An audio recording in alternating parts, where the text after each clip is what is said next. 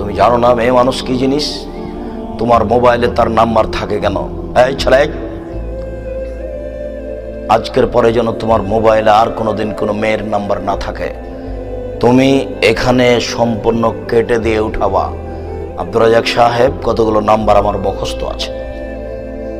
আমি যখন একাই থাকি তখন দেখি ধীরে হাত চলে যাচ্ছে। যাবে এ কথাই স্বাভাবিক। তোমাকে আজকে একটা কৌশলের কথা বলে যাচ্ছি, শোনো। আজকে যখন তুমি রাত্রে ঘুমাবা, তুমি মোবাইলটা লক করে শুয়ে গেছো, কিন্তু কিছুক্ষণ পরে দেখছো তোমার হাতটা ঠিকই মোবাইলে চলে গেল, লকটা খুলেও দিয়েছ, তুমি এখন নাম্বার টিপছ।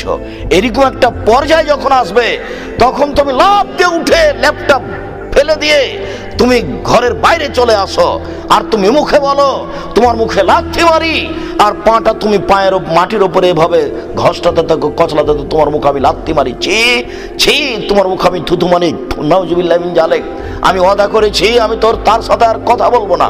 শয়তান, তুই চলে এসেছিস, এই শয়তান, তোর মুখে আমি লাথি মারি, এই শয়তান, তোর মুখে আমি লাথি মারি, নাউজুবিল্লাহ মিন জালেক, নাউজুবিল্লাহ মিন জালেক, নাউজুবিল্লাহ মিন জালেক, ছি ছি, থু থু, তোর মুখে আমি থুতু মারি, ও মানে শয়তান চলে এসেছে। তুমি 2-1 মিনিট পরে দেখবা ঠান্ডা হয়ে গেছো। এখন রাত্রে শুয়ে যাও, আর হাত যাবে না মোবাইল।